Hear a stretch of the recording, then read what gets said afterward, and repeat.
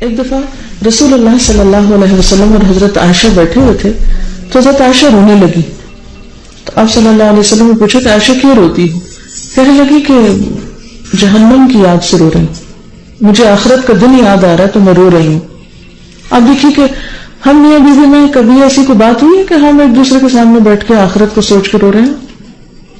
عورتیں بہت روتی ہیں, بہت سی باتوں پہ شوہر کے سامنے بیٹھ کے روتی ہیں, لیکن میرا نہیں خیال کہ ہماری ساری زندگی میں کوئی ایک دن ہم شوہر کے سامنے بیٹھ کے یا گھر میں اکیلے بیٹھ کے آخرت کو یاد کر کے رو رہے ہیں. ہم دنیا کے چھوٹے چھوٹے مسئلوں میں ضرور ہوتے ہیں, چھوٹی چھوٹی چیزوں کو ضرور شکایت کرتے ہیں. آخرت چونکہ مسئلہ ہی نہیں ہے اس لیے اس کا غم ہی نہیں, اس کی فکر ہی نہیں. فکریں ہمیں چھوٹی چھوٹی ایسی حقیر چیزوں کی فکریں ہیں کہ جو فکریں ہونی نہیں چاہیے, کیونکہ یہ دل دنیا کی حقیر چیزوں کی فکر کے لیے نہیں ہے, اس بڑے دن کے لیے. بہرحال اب حضرت عائشہ نے کہا کہ اللہ کے رسول صلی اللہ علیہ وسلم میں آخرت کو یاد کر کے رو رہی ہوں. اور پھر بہت لاڈ سے پوچھا کہ کیا آپ اس دن مجھے یاد رکھیں گے؟ جیسے ہر ایک شوہر بیوی کے درمیان محبت اور عہد اور وفا کی باتیں ہوتی ہیں کہ اچھا فلاں موقع پہ یاد رکھیں گے, بڑھاپے میں یاد رکھیں گے, فلاں فلاں وغیرہ وغیرہ. ہم زیادہ سے زیادہ سوچتے ہیں تو دنیا کی چند سچویشن یاد کر کے ایک دوسرے کو وفاداریوں کے عہد تازہ کرتے رہتے ہیں, لیکن آخرت نہیں. تو کہنے لگے کہ اے عائشہ 3 مقامات ایسے ہیں جس میں کوئی کسی کو یاد نہیں رکھے گا اور میں بھی تمہیں یاد نہیں رکھوں گا. صاف بتا دی کہ میں تمہیں یاد نہیں رکھوں گا. اور وہ 3 جگہ کون سی ہیں؟ نمبر 1, جب اعمال نامے تولے جا رہے ہوں گے, جب وزن ہو رہا ہوگا, کیونکہ وزن ہونے کے بعد لوگوں کو تقسیم ہوگی نا کہ کس ہاتھ میں کس کو دیا جانا چاہیے. اور دوسرا وہ وقت جب ہاتھوں میں پکڑائے جا رہے ہوں گے, یعنی تقسیم ہو رہے ہوں گے نامہ اعمال, اس وقت ہر ایک کی حالت بری ہوگی. کبھی آپ یاد کریں آپ نے کوئی ایگزام دیا ہو اور اسکول میں ٹیچر نے آپ کا رزلٹ واپس کرنا اور سب کو پیپرز واپس مل رہے ہوں, تو اس وقت چاہے کتنا بھی پڑھا ہو یہ رزلٹ سننے کے قریب دل کی کیا حالت ہوتی.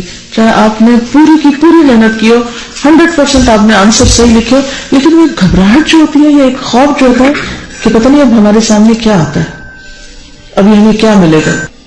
تو بہرحال, اور تیسرا وہ کہ جب لوگ پل صراط پار کر رہے ہوں گے اس وقت کوئی کسی کو نہیں پوچھے گا, ہر شخص اپنا رستہ دیکھ رہا ہوگا, ہر ایک کو اپنی فکر ہوگی.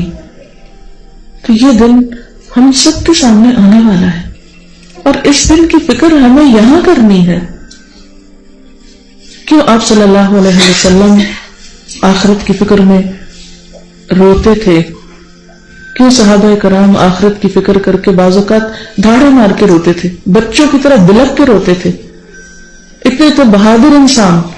کیوں حضرت عمر کہتے تھے کہ اگر ساری دنیا کے انسان جنت میں چلے جائیں اور کہا جائے ایک نہیں جا سکتا, بس سب جائیں گے, ایک نہیں جا سکتا, تو میں سوچوں گا کہ میں ہوں. شاید میرے بارے میں یہ کہا جا رہا ہے کہ یہ ایک نہیں جا سکتا.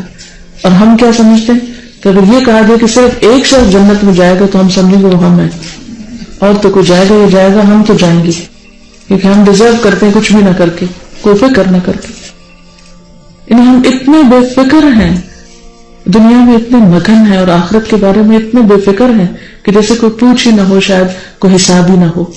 قرآن پاک میں اللہ تعالیٰ فرماتے ہیں کہ اس دن یوم یفر المرء من اخیہ وامہ وابیہ وصاحبتہ وبنیہ لکل امرئ منہم یومئذ شأن یغنیہ, کہ اس دن ہر انسان کیا کرے گا؟ فرار حاصل کرے گا, بھاگ نکلے گا, چھوڑ جائے گا, بے وفائی کرے گا.